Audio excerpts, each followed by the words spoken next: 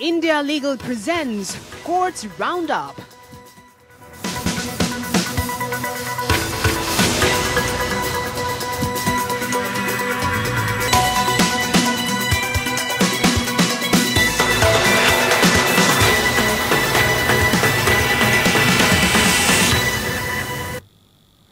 नमस्कार, मैं हूं आपके साथ पूजा कविया गुमा। कोर्ट्स राउंडअप में आप सभी का स्वागत है। इस बुलेटिन में अगले आधे घंटे हम आपको कोर्ट से जुड़ी तमाम छोटी बड़ी खबरों से रूबरू करवाएंगे।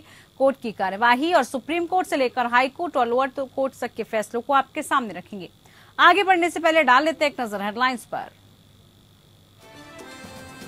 पात्रा चौल मामले में संजय राउत को मुंबई की कोर्ट ने 4 अगस्त तक के लिए ईडी की न्यायिक हिरासत में भेजा। कोर्ट ने कहा, राउत दिल के मरीज हैं, इसलिए देर रात तक लंबी पूछताछ नहीं की जाए। जमीन कब्जा मामले में मुख्तार अंसारी की पत्नी को सुप्रीम कोर्ट से नहीं मिली राहत। कोर्ट ने हाई कोर्ट जाने को कहा। गिरफ्तारी से बचने के लिए हाई कोर्ट के आदेश को दी थी चुनौती। इलाहाबाद हाईकोर्ट ने दूसरी लहर में चुनावी ड्यूटी में मौत पर अनुग्रह राशि देने का दिया सरकार को आदेश। कहा, कोविड मरीज की मौत को कोविड ही कारण माना जाएगा, भले ही मौत किसी और वजह से हुई हो।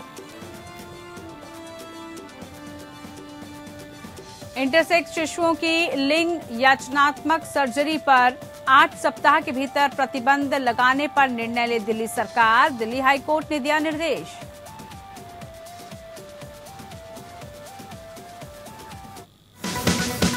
India Legal presents Courts Roundup.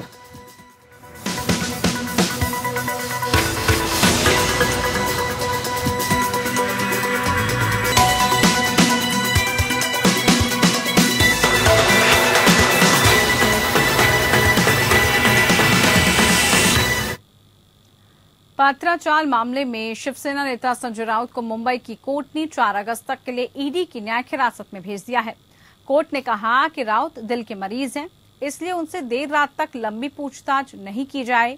इससे पहले पात्रा चौल घोटाले मामले में ईडी ने शिवसेना नेता संजय राउत को हिरासत में लिया।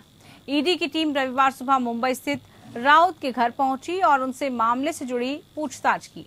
ईडी ने राउत को हिरासत में लेने से पहले उन्हें 2 बार समन भी जारी किया था, लेकिन राउत एक बार भी पेश नहीं हुए थे। ईडी ने इससे पहले संजय राउत के करीबी सहयोगी प्रवीण राउत को गिरफ्तार किया था और शिवसेना नेता की पत्नी वर्षा राउत की संपत्तियों को भी कुर्क किया था।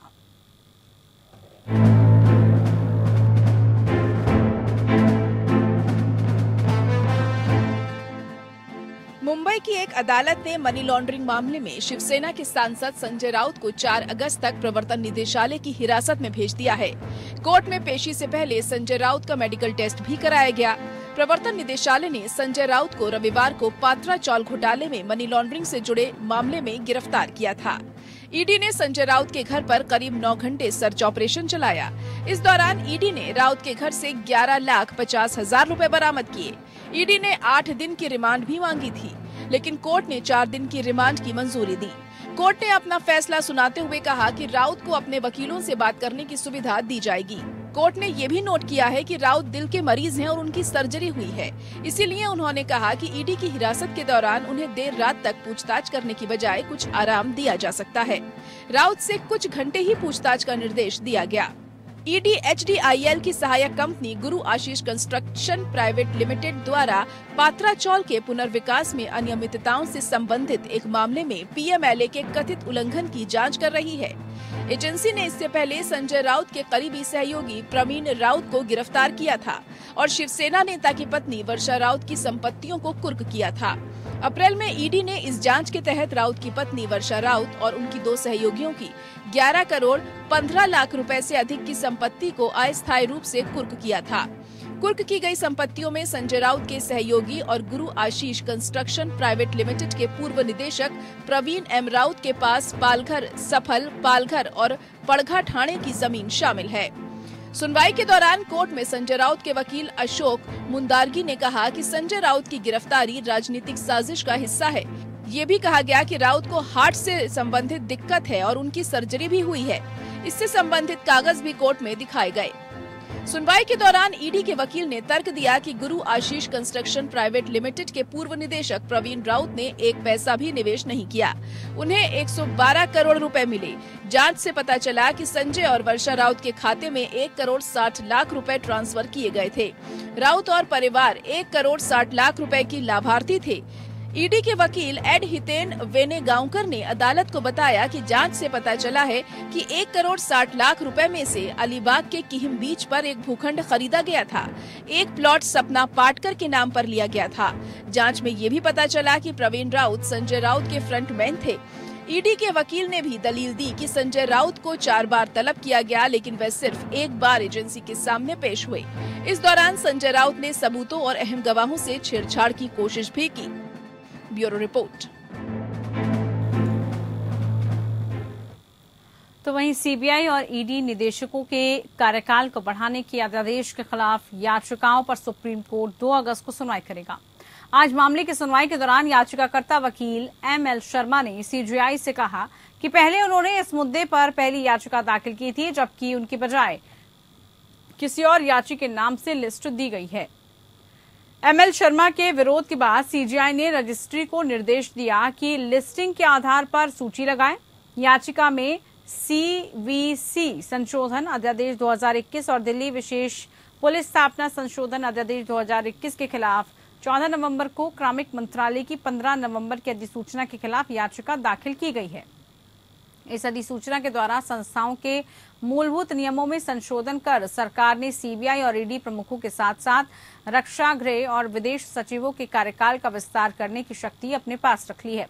दरअसल वकील एमएल शर्मा के अलावा कांग्रेस नेता रणदीप सुरजेवाला, जया ठाकुर, साकेत गोखले और महुआ मोइत्रा ने सुप्रीम कोर्ट में याचिका दाखिल कर सरकार के द्वारा किए गए संशोधन को चुनौती दी गई। CJI NV Ramana, justice Krishna Murari और जस्टिस हिमा कोहली की बेंच में सुनवाई के दौरान कुल 8 याचिकाओं पर सुनवाई हुई।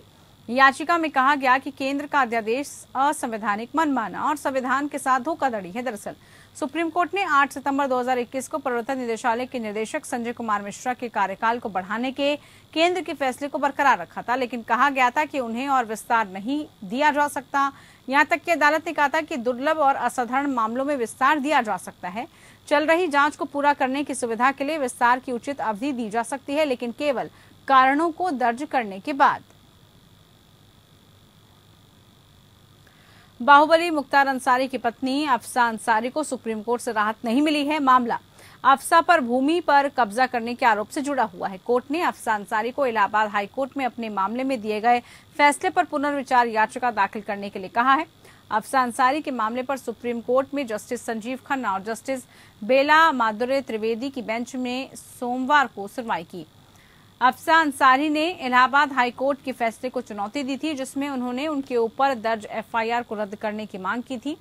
अफसा अंसारी पर मऊ के दक्षिणी टोला थाने में 31 जनवरी 2022 को गैंगस्टर एक्ट के तहत मुकदमा दर्ज किया गया था, जिसमें विरोध में हाईकोर्ट में याचिका दाखिल की गई थी, जहां हाईकोर्ट ने भी उनको राहत देने से इनकार कर दिया था, जिसके बाद सुप्रीम कोर्ट में अर्जी दाखिल की गई। आरोप है कि मऊ जिले के थाना दक्षिण टोला क्षेत्र के रैनी गांव में अनुसूचित जाति को पट्टे पर दी गई ग्राम पंचायत की जमीन की रजिस्ट्री मुख्तार अंसारी ने अपने प्रभाव से अपनी पत्नी अफसा अंसारी के नाम पर करा ली थी, जिसकी शिकायत मिलने पर जांच के बाद जिला प्रशासन और पुलिस ने इस जमीन को कब्जा मुक्त कराया।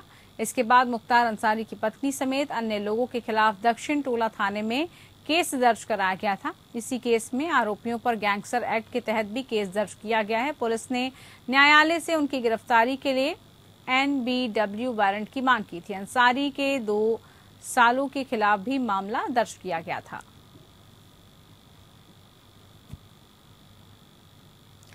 वहीं बहुजन समाज पार्टी नेता और 27 साल पुराने एक हत्याकांड के आरोपी अनुपम दुबे की सुप्रीम कोर्ट से उनको राहत मिली है। सुप्रीम कोर्ट ने अनुपम दुबे को इलाहाबाद हाई कोर्ट से मिली जमानत पर रिहाई का आदेश बरकरार रखा है। इसके साथ ही शीर्ष अदालत ने अनुपम की जमानत को चुनौती देने वाली यूपी सरकार की याचिका खारिज कर दी है। सुप्रीम कोर्ट ने कहा, ये क्या हो रहा है। 1995 में हत्याकांड में दर्ज मामले की चार्जशीट दाखिल करने में 4 साल का समय कैसे लगा है। पुलिस ने 1999 में चार्जशीट दाखिल की थी। वहीं यूपी सरकार की तरफ से additional solicitor general SV Raju ने कहा कि अनुपम दुबे की जमानत खारिज कर दी जाए क्योंकि ये हत्या से जुड़ा मामला है। दुबे यूपी का बड़ा गैंगस्टर है। मामले की सुनवाई में देरी के लिए वही जिम्मेदार है। दरअसल यूपी सरकार ने फर्रुखाबाद में ठेकेदार शमीम हत्याकांड में बसपा नेता डॉक्टर अनुपम दुबे को हाईकोर्ट से मिली जमानत आदेश को सुप्रीम कोर्ट में चुनौती दी थी। लकड़ी ठेकेदार शमीम की 26 जुलाई 1995 को फतेहगढ़ कोतवाली क्षेत्र के मोहल्ला कसरटा के पास गोली मारकर हत्या कर दी गई थी। पुलिस ने शमीम हत्याकांड में 4 साल बाद 14 जुलाई 1999 को बसपा नेता डॉक्टर अनुपम दुबे, शिशु और राजू लंगड़ा के खिलाफ कोर्ट में चार्जशीट दाखिल की थी। सुप्रीम कोर्ट ने सोमवार को केंद्र सरकार से एक ऐसे सैनिक को विकलांगता पेंशन देने पर विचार करने का आग्रह किया जिसे शराब पर निर्भरता के कारण अनुशासनात्मक आधार पर छुट्टी दे दी गई थी। जस्टिस DY चंद्रचूड़ और जस्टिस सुधांशु धुलिया की पीठ ने कहा, पेंशन देने के खिलाफ एक मजबूत मामला हो सकता है। एक मानवीय दृष्टिकोण लेने की जरूरत है, खासकर जब सैनिकों की बात आती है जिन्होंने मोर्चे पर सेवा की है।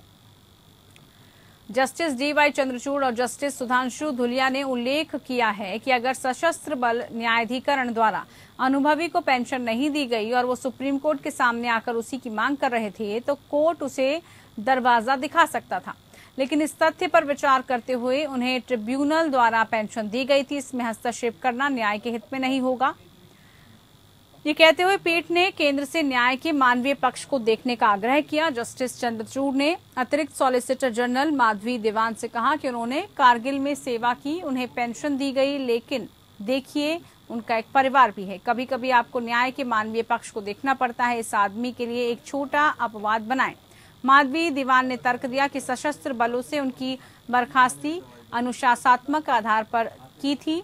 सुप्रीम कोर्ट के निर्णयों का हवाला देते हुए कहा कि शराब पर निर्भरता विकलांगता की श्रेणी में नहीं आ सकती, खासकर सशस्त्र बलों में। ये औसत है कि क्योंकि डिस्चार्ज अनुशासनात्मक आधार पर की थी, सैनिक विकलांगता पेंशन का हकदार नहीं है। ये देखते हुए इस स्तर पर कोई भी हस्तक्षेप सैनिक के परिवार के सदस्यों के लिए हानिकारक होगा। बेंच ने संकेत दिया कि सशस्त्र बल न्यायाधिकरण के आदेश को पलटने का इच्छुक नहीं है। ट्रिब्यूनल ने सैनिक को विकलांगता पेंशन दी है, जिसे केंद्र सरकार ने खंडपीठ के समक्ष रखा है। ASG को केंद्र सरकार के निर्देश प्राप्त करने का अवसर प्रदान करते हुए मामले को स्थगित कर दिया गया है।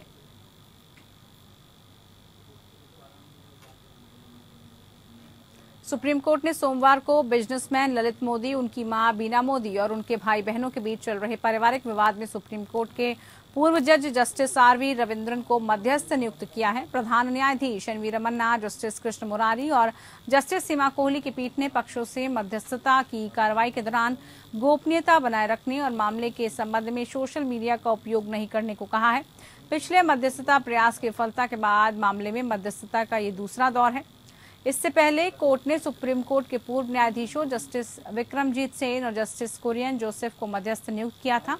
कोर्ट ने सीनियर एडवोकेट कपिल सिब्बल का ये बयान भी दर्ज किया कि मां मामले के निपटारे तक किसी भी ट्रस्ट की संपत्ति को हस्तांतरित नहीं करेगी। 16 दिसंबर 2021 को अदालत ने सुप्रीम कोर्ट के पूर्व न्यायाधीशों जस्टिस विक्रमजीत सेन और जस्टिस कुरियन जोसेफ को मध्यस्थ नियुक्त किया था। गुरुवार को अदालत ने पक्षों से विवाद को हल करने के लिए एक समाधान के साथ आने के लिए कहा था और उन्हें किसी भी अंतरिम राहत के लिए एक आवेदन दायर करने के लिए भी कहा था।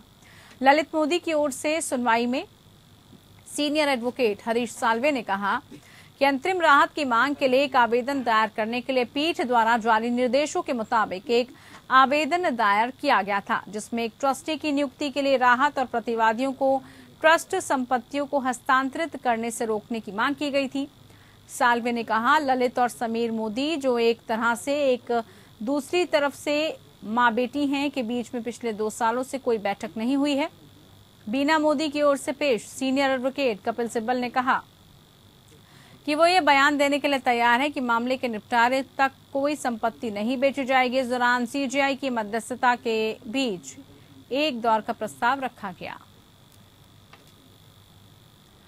दिल्ली उच्च न्यायालय ने दिल्ली सरकार को बाल अधिकार संरक्षण आयोग या DCPCR की सिफारिशों पर निर्णय लेने के लिए 8 सप्ताह का समय दिया है, जिसमें जीवन के लिए खतरनाक स्थितियों को छोड़कर इंटरसेक्स शिशुओं और बच्चों पर लिंग चयनात्मक सर्जरी पर प्रतिबंध लगा दिया गया है। इंटरसेक्स शिशु सब पुरुष और महिला दोनों यौन अंगों के संयोजन से पैदा हुए बच्चों को संदर्भित करता है। मुख्य न्यायाधीश सतीश चंद्र शर्मा और न्यायमूर्ति सुब्रमण्यम प्रसाद की खंडपीठ ने एक गैर सरकारी संगठन सृष्टि मदुरै एजुकेशनल रिसर्च फाउंडेशन द्वारा एक जनहित याचिका का निपटारा करते हुए निर्देश पारित किया। याचिकाकर्ता ने कोर्ट से उन शर्तों को निर्देशित करने वाले दिशा निर्देश जारी करने के लिए कहा था जब इंटरसेक्स शिशुओं और बच्चों पर मेडिकल सर्जरी की जा सकती है। ये कहा गया था कि DCPCR ने इस मुद्दे पर दिल्ली सरकार को एक विस्तृत रिपोर्ट सौंप दी है, लेकिन सरकार ने अभी तक कोई निर्णय नहीं लिया है। दिल्ली राज्य की ओर से पेश वकील ने इस मुद्दे पर उचित निर्णय लेने के लिए समय मांगा। अदालत ने राज्य को 8 सप्ताह का समय दिया और याचिका का निपटारा कर दिया।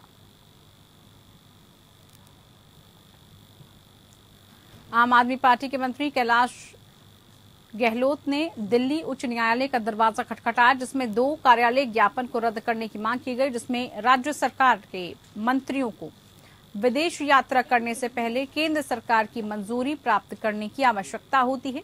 याचिका में दिल्ली के उपराज्यपाल VK सक्सेना द्वारा दिल्ली के मुख्यमंत्री अरविंद केजरीवाल को विश्व शहरों के शिखर सम्मेलन में भाग लेने के लिए सिंगापुर की यात्रा करने की सलाह देने वाले हालिया संचार को भी रद्द करने की मांग की गई है।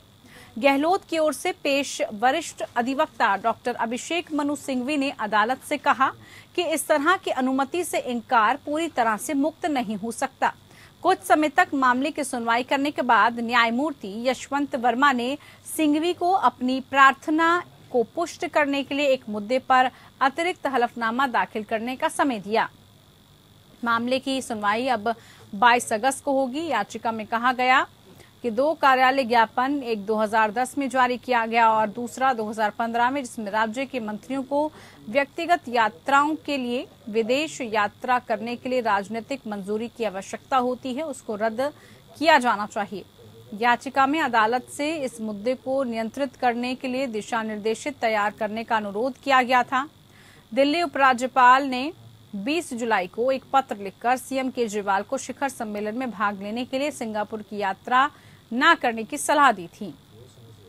केजरीवाल ने आपने शुरू में इस तरह का रुख पर आपत्ति जताई थी और इस मुद्दे पर प्रधानमंत्री नरेंद्र मोदी को पत्र भी लिखा था। इससे पहले भी 2019 में केंद्र ने उन्हें विदेश जाने की अनुमति नहीं दी थी, तब उन्हें वीडियो कॉन्फ्रेंसिंग के जरिए उस कार्यक्रम में शामिल होना पड़ा था। अगर मुख्यमंत्री, कैबिनेट मंत्री, विधायक, सांसद, यहां तक कि कोई भी सरकारी नौकर विदेश की यात्रा करना चाहता हो तो फिर वो आधिकारिक रूप से हो या निजी, उन्हें विदेशी मंत्रालय से अनुमति लेनी होती है, ये बताना होता है।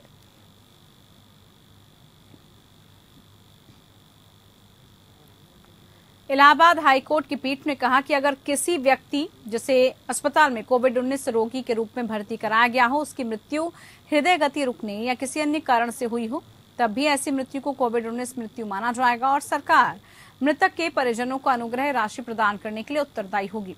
इलाहाबाद हाईकोर्ट ने माना कि कोविड-19 के दौर में चुनाव ड्यूटी में लगे कर्मचारियों के जीवन की सुरक्षा राज्य का परम कर्तव्य था। कोर्ट ने कोविड-19 की दूसरी लहर के दौरान चुनाव ड्यूटी के आसपास कोविड-19 से मरे कर्मचारियों के आश्रितों को अनुग्रह राशि देने का आदेश दिया है।